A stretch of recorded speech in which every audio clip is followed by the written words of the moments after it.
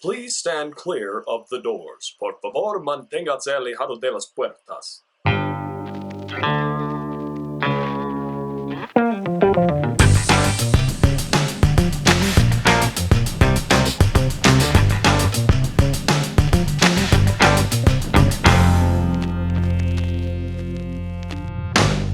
Hey everybody, and welcome to the second ever episode of Non-Wellness. My name is Jaeger. That's Lola. This is my Disney College Program vlog. As you can tell, I am still not at Disney World. I will be moving to Disney World starting the 15th, making my journey down from the good old MI, Michigan, that's me right there, down to Florida, Orlando, where I will be doing my 4-month tenure as a Disney College Programmer in attractions. So, Disney College Program, for those of you who don't know, we'll be working at Walt Disney World in Orlando or Disneyland in California, and we will be taking classes, seminars, workshops, meeting folks, making connections while working at the happiest place on earth. So, episode 2. How can I top that last one with terrible lighting and hardly any featuring of the dog? Hey, I'm Buddy. How do I top it? First of all, we have lights. Lights that we can change.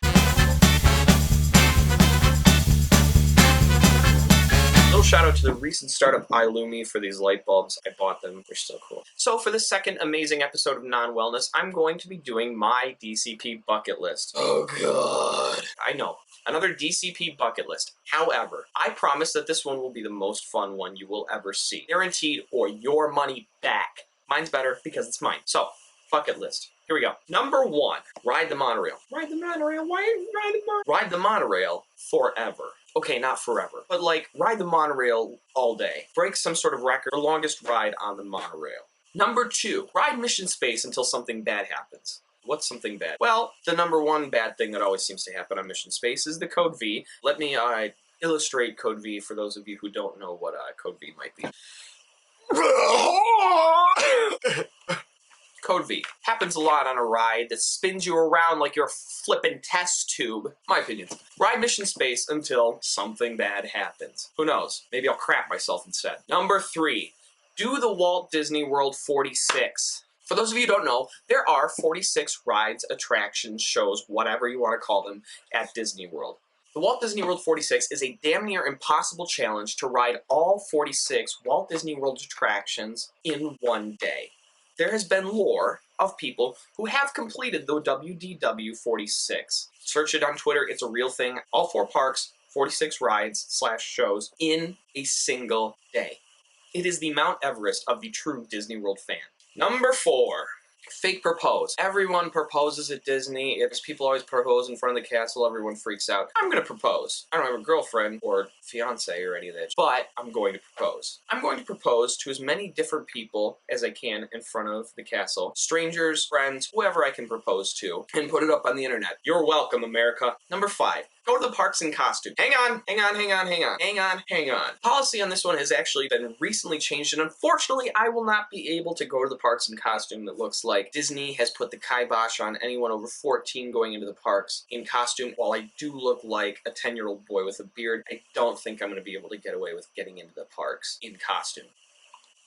I just spilled on myself. 6. Play Aerosmith while waiting in line for Rock and Roller Coaster. Here's the catch, though. I'm going to play Aerosmith while waiting in line for Rock and Roller Coaster, but I'm going to play it 1 second behind the area music. All of a sudden, that song that plays at every high school dance starts going, "Don't wanna close my eyes."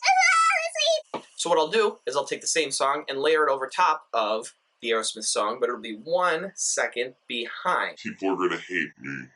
I'd show you an example of this, but unfortunately royalty fees prevent me from doing so. Sorry. Number 7. Play an open mic or 2. It just so happens I play a little bit of guitar. She took my arm. I don't know how it happened. We took the floor and she said, "Oh, don't you dare look back. Just keep your eyes on me." I said, "You're holding back." She said, "Shut up and dance with me." Not bad, right? It woke the dog up. Try and play a few open mics while I'm down there. We'll see what happens. Who knows? It's Disney. Who knows what could happen? Number 8. It's blank. I'm lying to you. convince my friends to yell, "Andy's coming!" around Toy Story Mania. But Jay, didn't they stop doing that because everyone found out about that and they don't do it anymore? Yes, weirdo in my room. However, instead, what the character performers do is get really upset at the guests, but they can't take it out on them. Or can they? What the character performers do instead is call over a couple of the army guys, and they, in turn, will make you drop down and give them push-ups. Think I'm joking? Cue the evidence. March 3rd, 2015, Cal shouts, "Andy's coming." Toy Soldier comes out, gets down on his hands and knees, points at him to get down on his hands and knees, and proceeds to do push-ups. My mother and I laughing hysterically, of course. Nonetheless, I can convince anybody to do that. Diabolical? Maybe. Funny? Definitely. Alright everybody, that's it. Do not forget to follow my blog, jaegerdoesdisney.wordpress.com. That's Jaeger with a J. And I think that's all I have for you guys. Thanks for coming and hanging out with me in front of this camera. Say bye!